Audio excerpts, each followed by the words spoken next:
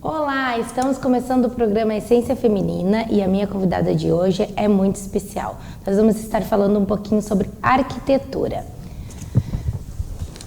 Olá, Liliane, tudo bem? Se apresenta um pouquinho para nós, fala um pouquinho sobre você, como era a Liliane, como tu descobriu que tu queria ser arquiteta. Então, Daia, eu descobri que eu queria ser arquiteta já no ensino médio. Na verdade, eu tinha muitas dúvidas, meus pais queriam que eu fizesse medicina, então meu incentivo desde pequena foi para a área da medicina, mas eu sempre gostei muito de observar a construção. Eu era pequena quando meus pais estavam construindo a casa deles e eu gostava muito de estar ali naquele ambiente, de observar como tudo era feito. E aí, na hora de escolher o curso no vestibular, eu senti que a arquitetura me atraía mais, era algo que me chamava mais atenção, unia coisas que eu gostava, que era matemática, história, na época do colégio, e sou muito feliz, muito grata de ter feito essa escolha. Ai, que legal! E qual foi a tua maior dificuldade quando tu começou como profissional, depois de formada?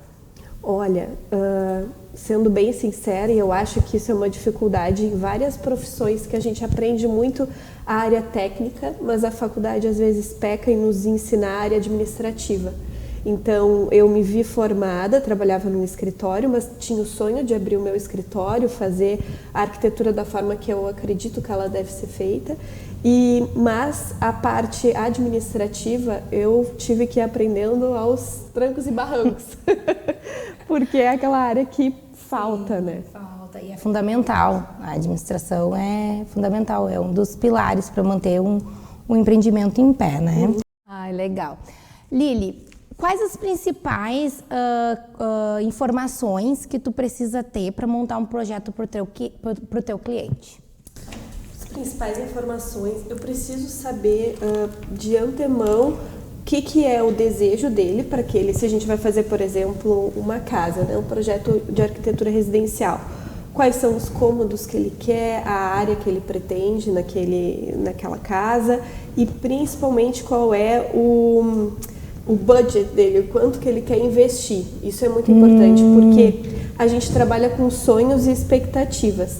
E aí, às vezes, a gente faz algo que pode ficar muito acima da expectativa e aí quando Verdade. A gente entra na parte de orçamentos, tem uma quebra de expectativa muito grande. Então, é importante andar bem alinhado o sonho do cliente, o orçamento que ele tem, né, para que no final a expectativa dele seja alcançada. Ah, legal, bacana. Tem algum arquiteto, alguma referência que tu se espelha, que tu se inspira ou que tu traz muito para dentro dos teus projetos? Eu tenho muitos arquitetos que eu me espelho em diferentes áreas e de diferentes formas, né? Tem arquitetos clássicos que são aqueles arquitetos que a gente se espelha no modo de fazer arquitetura, né?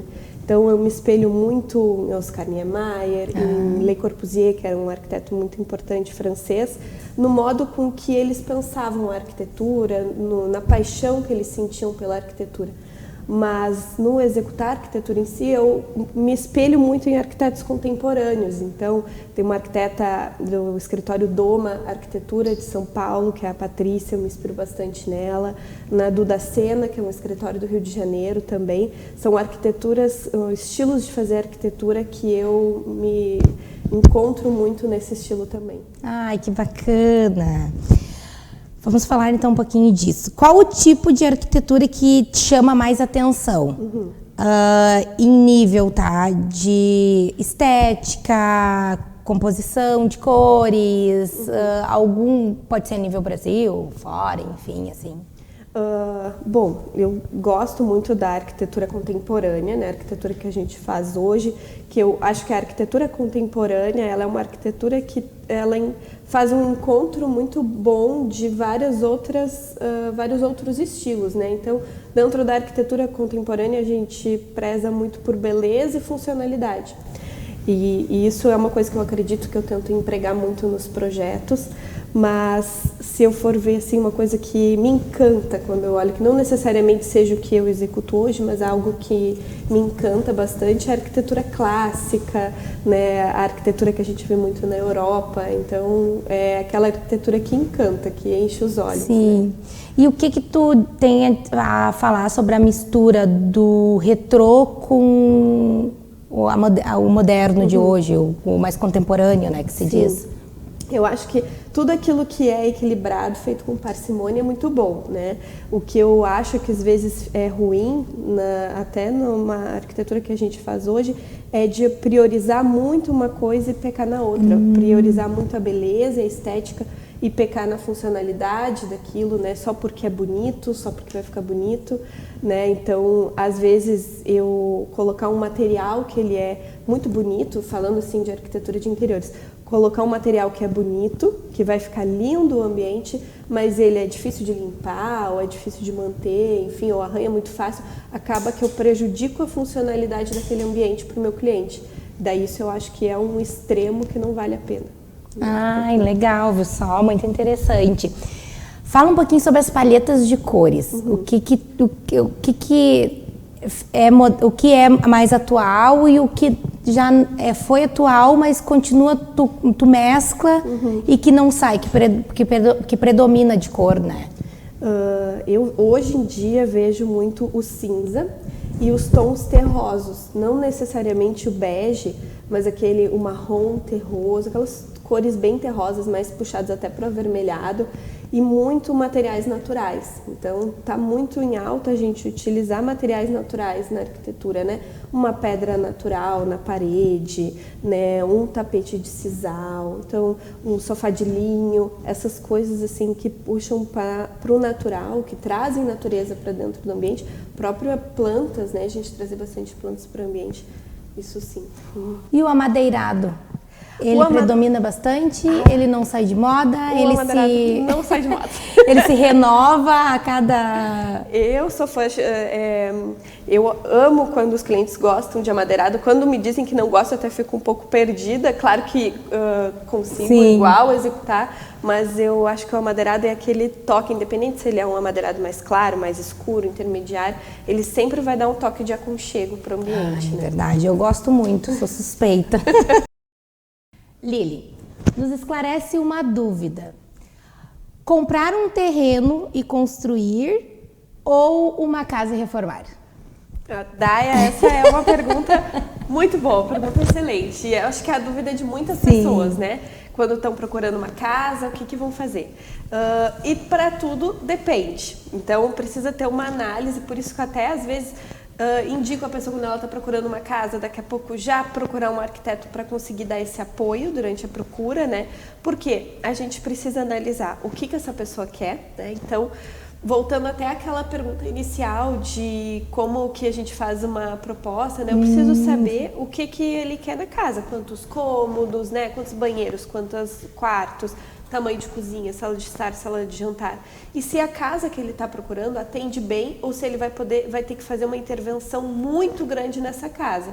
Porque se a intervenção vai ter que ser muito grande, construir novos cômodos, daqui a pouco comprar uma casa terra e ter que construir um segundo pavimento, daqui a pouco a estrutura dessa casa térrea não comporta, aí tu tem que reforçar a estrutura. Financeiramente, às vezes, não vale a pena. Sim. Né? Se tem que ser uma intervenção muito grande, vale mais a pena comprar um terreno e construir. Mas daqui a pouco, se é uma casa que ela já atende bem, ela é uma casa com uma estrutura boa, que às vezes só precisa, vai tirar uma parede, abrir mais a cozinha, integrar mais com a casa, fazer pequenas mudanças. Modernizar um pouco. Modernizar, trocar revestimentos de banheiro, enfim. Fazer essas mudanças que eu digo pontuais, mas não são tão pontuais, são mudanças mesmo, mas que com certeza vai valer mais a pena do que construir, comprar um terreno e construir, vale super a pena. Então tudo depende, é interessante às vezes ter uma análise de um profissional para conseguir te guiar, para tu depois não fazer uma compra de um imóvel e ver no final que valeria mais a pena ter construído, né? Ou vice-versa. Legal, viu só? Então vocês se estiverem aí querendo comprar uma casa, um terreno, já sabem. Peguem uma arquiteta junto para orientarem vocês.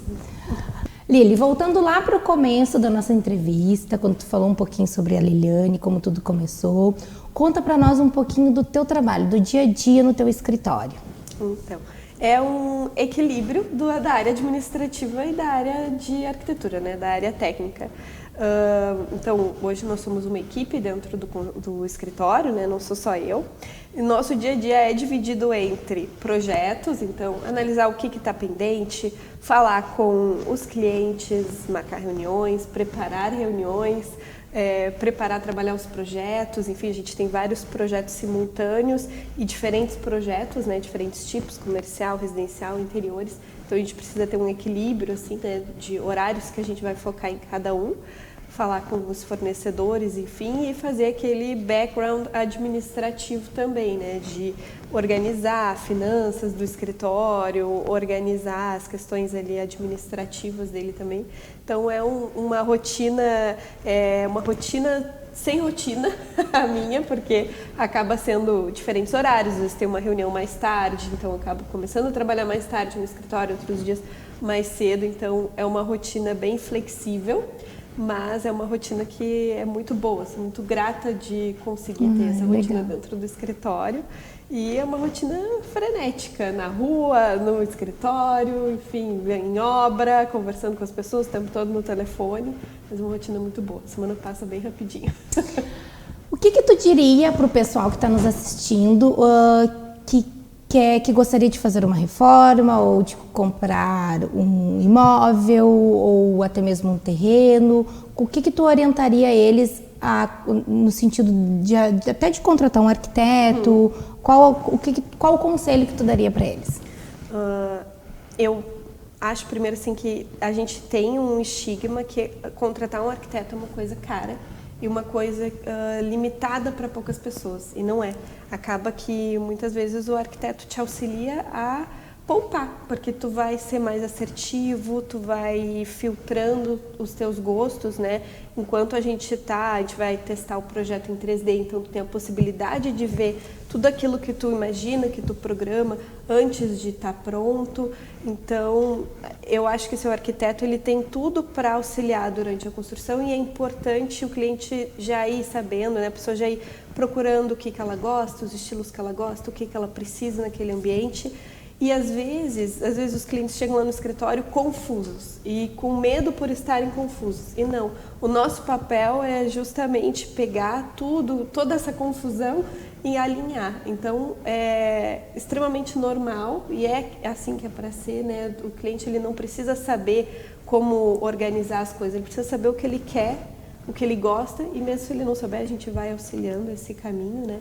Mas é muito importante estar com isso alinhado, né? O que se procura, o que se gosta, e também contratar um profissional para te auxiliar. Nosso papel é auxiliar até na economia durante uma obra, né? Verdade. Então, eu sou suspeita de dizer, né? Mas o arquiteto é de suma importância para todas essas reformas, interiores, tudo.